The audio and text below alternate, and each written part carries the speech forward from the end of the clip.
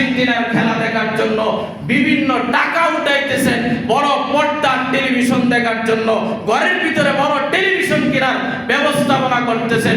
বলেন তো দেখি, এরা ব্রাজিল আর আর্জেন্টিনা এই দুইটা দেশ কি কোনো মুসলমানের হিতাকাঙ্ক্ষী? আওয়াজ দিয়ে বলবেন, এরা কি মুসলমানের হিতাকাঙ্ক্ষী? এরা কি মুসলমান কোন রাষ্ট্র? এদেরকে সাপোর্ট করতে যাওয়া পর্যন্ত বাই করে আর্জেন্টিনার আরেক বাই করে ব্রাজিল, এই জন্য বাই বাই পর্যন্ত এই বাংলার জমিনের ভিতরে হত্যাকাণ্ড হয়েছে। আমার আছে না নাই? কথা বলেন, হত্যাকাণ্ড হয়েছে কি হয় নাই? হত্যাকাণ্ড হয়েছে। কোথায় ব্রাজিল, কোথায় আর্জেন্টিনা? তার বাপদাদা পর্যন্ত কোনোদিন যায় নাই।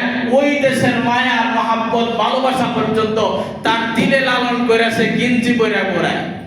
আরে বেহায়া,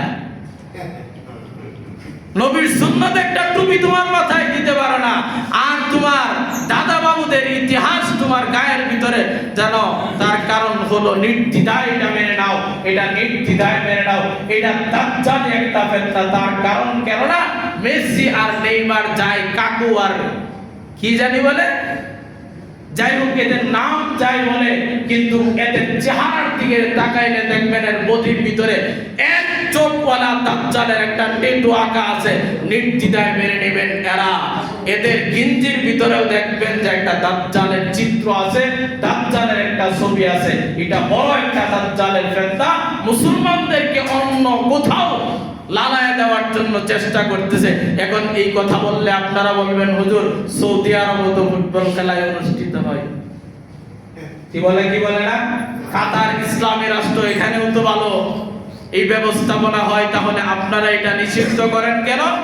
আমি এটা নির্দ্বিধায় বলবো, ফুটবল খেলা যদি কাবার চত্বরেও হয়, এক পাশে যদি কাবার ইমাম থাকে, আরেক পাশে যদি মদিনার ইমামও থাকবে, তারপরেও আমি বলবো এটা হারাম, এটা হারাম। এটাকে কেউ হালাল বলার কোনো অধিকার নাই। যেটা হারাম তো হারামই। তার কারণ ইসলামের ভিতরে যেই সমস্ত হারাম থাকার জন্য খেলার ভিতরে যেই সমস্ত বিধিবিধান থাকার দরকার, সবগুলো বিধান, হারামের বিধানগুলো এই খেলার ভিতরে আছে। এক নম্বরে জোয়া, জয় পরাজয়ের ব্যাপার আছে না নাই? কথা বলেন, আছে না নাই? এক নম্বরে তো এখানেই নাই। এক নম্বরে কি এখানেই আউট হয়ে গেল, পরে বাকি সাবজেক্ট অনেক পরে রয়ে গেল। আরে বেহায়া, বাবার পৈতৃক সম্পত্তি বেচে পতাকা বানায় নিজের বাড়িতে শ্বশুর বাড়ি লাগায়।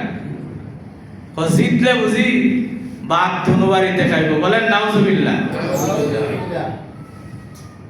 এই জন্য এই ক্রিকেট খেলা বলেন আর ফুটবল খেলা বলেন, এটা মুসলমানের সন্তানকে অন্যদিকে ঘুরাইয়া দেওয়ার জন্য, মুসলমানের সন্তানকে নষ্ট করে দেওয়ার জন্য এগুলো পায়তারা। তার কারণ কোন বছর জানি রমজান মাসে ফুটবল খেলার আয়োজন হয়েছিল, প্রতি বছর তো 5 বছর পরে পরে হয়।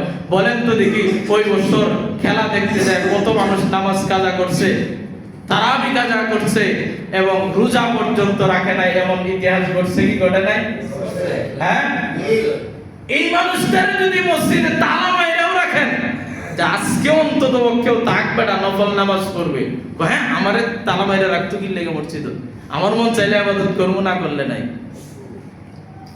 আর মানুষকে কষ্ট দেওয়ার যত পায়তারা আছে সব কিছু রাস্তা ব্লক করে প্রজেক্টর টানায়া হারাম এক রাস্তায় মুসলমানের সন্তান চলে।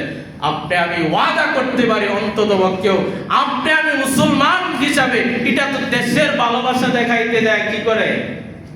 এটা তো বাংলাদেশের ইতিহাসগুলো আমি বলতেছি, পতাকা উড়াইতে যায় কারেন্টের সাথে শর্ট খেয়ে মারা গেছে। হ্যাঁ, ইতিহাস নাই বাংলাদেশে? এটা তো শুরু হইতেছে প্রত্যেকের বাসার ছাদের উপরে। এটা তো আপনার বাসার উপরে যদি আর্জেন্টিনার পতাকা থাকে, আরেকজনের বাসার উপরে যদি ব্রাজিলের পতাকা থাকে, আপনি তো এখানেই সমাজের ভিতরে একটা বিভক্তি, একটা ফাটল সৃষ্টি করে দিলেন। আর রাসূল বলেন, যারা সমাজের ভিতরে ফিতনা আর বিভক্তি আলাদা করার জন্য উম্মতের ভিতরে চেষ্টা করে, এরা কোনোদিন আমার উম্মত হতে পারে না। বলেন নাউজুবিল্লাহ। যে রাসূল আপনাকে শাফায়াত করবে না, যেটা আপনি রাসূলের উম্মত হতে পারেন না, এই রাস্তায় হাঁটবেন না আপনারা? কথা বলেন, হাঁটবেন না আপনারা?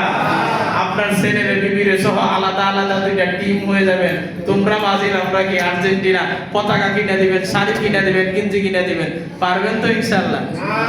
এই কথা বলেন, পারবেন তো? না, এইগুলো করা যাবে না। তার কারণ এই বিষয়গুলো হারাম, তার কারণ হারামের কতগুলো কারণ আছে, এগুলোও বলি না।